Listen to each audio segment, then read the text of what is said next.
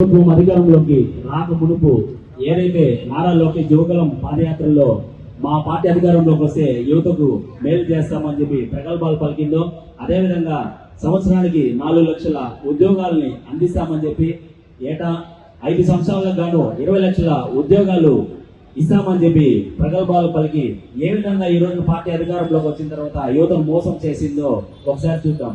మొన్న 2025లో డిఎస్సి నియామకాల్లో భాగంగా 16,000 టీచర్ పోస్టులు ఉద్యోగాలకు నియామకాలు డిఎస్సి పోస్టులకు వీళ్ళు ఇస్తే అందులో డిఎస్సిలో ఏ విధంగా అక్రమాలు జరిగాయి, అదేవిధంగా మెరిట్ లిస్టులో ఏ విధంగా అక్రమాలు జరిగాయి అన్నదానికి ఉదాహరణగా మేము ఈ రోజున ఒక నాటకాన్ని ప్రదర్శించబోతున్నాం. మీ కళ్ళ కంటికి కట్టబోయేటట్టుగా మరీ ముఖ్యంగా స్పోర్ట్స్ కోటాలో ఏ విధంగా అక్రమాలు జరిగాయి. 2% ఉన్నటువంటి స్పోర్ట్స్ కోటాని వీళ్ళకి అనుకూలంగా జీవోలో 3%గా మార్చుకోవడం, అదేవిధంగా డిఎస్సి పూర్తయిన తర్వాత వీళ్ళు ఏదైతే జీవోలు ఇచ్చారో ఆ జీవోలన్నింటినీ కూడా రద్దుపరచడం, లక్షలాది రూపాయలు ఒక్కొక్క దగ్గర నుంచి వసూలు చేసి ఏ విధంగా ఈ టీచర్ నియామక పోస్టుల్ని అమ్ముకున్నారో మనం ఒకసారి చూద్దాం.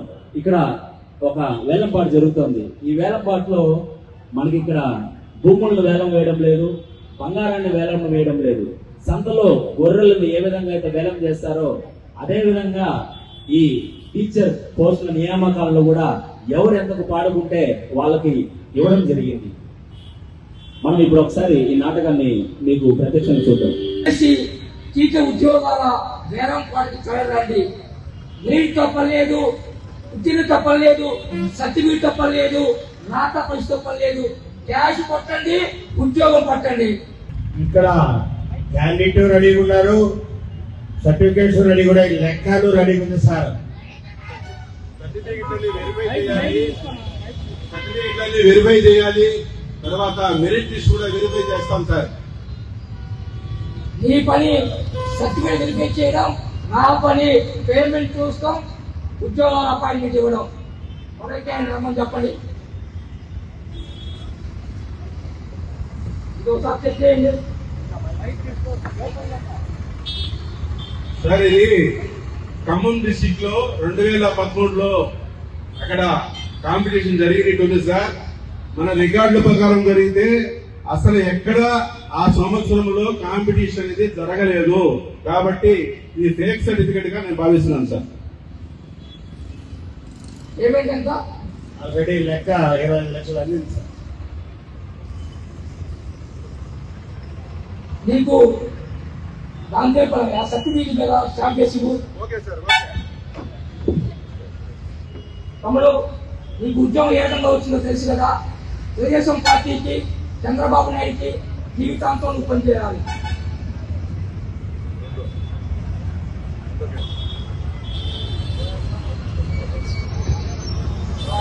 చేయండి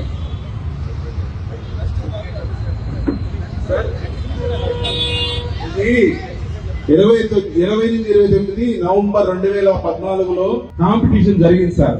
కానీ సర్టిఫికెట్ మటుకు 11-13 నవంబర్ 2014లో, అంటే ఆట పోటీలు జరగకముందే, కాంపిటీషన్ జరగకముందే సర్టిఫికెట్ పుట్టింది సార్.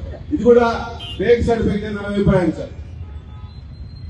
ఏమైంది సార్ ఇది ఆల్రెడీ లెక్క ముందే అందింది.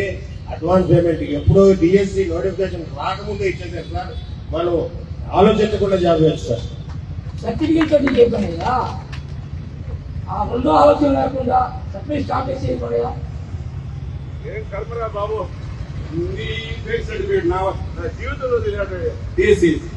అప్పుడు నీకు ఇంగ్లీష్ టీచర్గా ఉద్యోగం కల్పించాము. నువ్వు ఆయా లొకేషన్లకి జీవితాంతం పడి ఉండాలి. మూడో అభ్యర్థులు ఏమని చెప్పండి.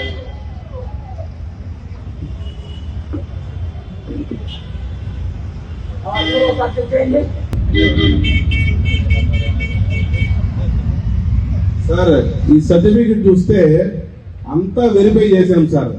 ఇక్కడ రిజల్ట్ లిస్ట్ లో అస్సలు ఈ పేరే లేదు కాబట్టి నిర్ణయం మీదే సార్. పేమెంట్ లిస్ట్ ఉందా సార్? అతను పేమెంట్ లిస్ట్ అవసరం సార్.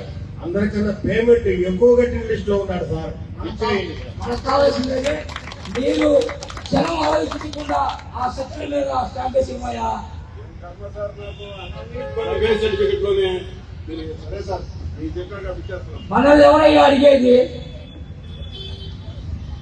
తమ్ముడు, నువ్వు మ్యాథ్స్ టీచర్గా ప్రమోషన్ అయ్యావు. నువ్వు ఈ తెలుగుదేశం పార్టీకి, మహాత్మా నాయుడు, చంద్రబాబు నాయుడుకి, లోకేష్ కి కష్టపడి పని చేయాలి. ఆ లొకేషన్ మనం అనుకున్న దానికన్నా ఎక్కువ పేమెంట్ వచ్చిందా? సార్ మీకు ఇద్దరికి అందిన మొత్తం సార్ ఇది.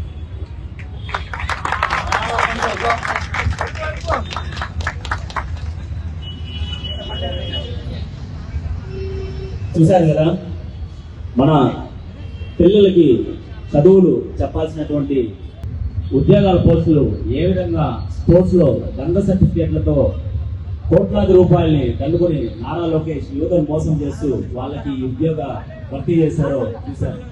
మేము 4 ప్రశ్నలు సూటిగా నారా లోకేష్ ని అడగదలుచుకున్నాం.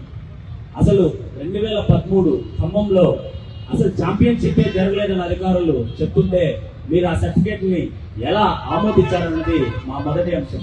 అదేవిధంగా 2014 నవంబర్లో ఒక ఛాంపియన్షిప్ జరిగితే దానికి 15 రోజులు మునుపే మరొక ఛాంపియన్షిప్ జరిగినట్టుగా మీ టేస్ట్ సర్టిఫికేట్లు ఇచ్చి వాటిని ఏ విధంగా స్క్రూటినీలో మీరు ఆమోదించారన్నది మా రెండవ ప్రశ్న. అదేవిధంగా 2019లో జరిగినటువంటి ఒక ఛాంపియన్షిప్ లో 81 కేజీలలో పాల్గొన్నటువంటి ఇద్దరికి సిల్వర్ మెడల్ వచ్చినట్టుగా సర్టిఫికేట్లు ఇచ్చి వాళ్ళకి మీరు ఉద్యోగాలు ఇవ్వడం జరిగింది. ఒక ఛాంపియన్షిప్ జరిగితే gold medal, silver medal, bronze medal అనేవి ఉంటాయి. ఈ జూడోలో ఒకే కేటగిరీలో 81 కేటగిరీలో పాల్గొన్నటువంటి ఇద్దరు వ్యక్తులకి ఏ విధంగా సిల్వర్ మెడల్ ఇచ్చినారు, వాళ్ళకి ఏ విధంగా మీరు ఉద్యోగాలు ఇచ్చారన్నది మా మూడవ ప్రశ్న. అదేవిధంగా కొన్నిట్లో అయితే కొంతమంది అభ్యర్థులకి ఆ జరిగినటువంటి ఛాంపియన్షిప్ ఫైనల్ లిస్ట్ లో వాళ్ళ పేరు లేకపోయినప్పటికీ కూడా సర్టిఫికేట్లలో మాత్రం వాళ్ళ పేరు వచ్చింది. అంటే ఛాంపియన్షిప్ ఫైనల్ లిస్ట్ లో వాళ్ళ పేరు లేకపోయినప్పటికీ వీళ్ళకి ఏ విధంగా ఆ సర్టిఫికేట్లు వచ్చాయన్నది మా 4వ ప్రశ్న. అంటే డిఎస్సిలో ఏ విధంగా ఎంత అక్రమాలు జరిగినాయి అన్నదానికి ఇవన్నీ కూడా మేము ఉదాహరణలతో సహా నారా లోకేష్ ని ప్రశ్నిస్తా ఉన్నాం. కాబట్టి ఖచ్చితంగా ఈ డిఎస్సిలో జరిగినటువంటి అవకతవకల పైన వెంటనే సిబిఐ విచారణ జరపాలని, అదేవిధంగా ఈ అవకతవకలు బాధ్యత వహిస్తూ విద్యాశాఖ మంత్రి అయినటువంటి నారా లోకేష్ రాజీనామా చేయాలని చెప్పి మేము డిమాండ్ చేస్తా ఉన్నాం. ఇది మెరిట్ లిస్టా? ఇది మెరిట్ లిస్టా? కాదు ప్రైజ్ లిస్ట్. ఇది మెరిట్ లిస్టా? కాదు ప్రైజ్ లిస్ట్. మెరిట్ లిస్టా? కాదు ప్రైజ్ లిస్ట్. డిఎస్సి పైన ఏం జరగాలి? విచారణ జరగాలి. సిబిఐ విచారణ జరగాలి. డిఎస్సి పైన ఏం జరగాలి? డిఎస్సి పైన ఏం జరగాలి? నారా లోకేష్ ఏం చేయాలి? నారా లోకేష్ ఏం చేయాలి? Save education system, save our children.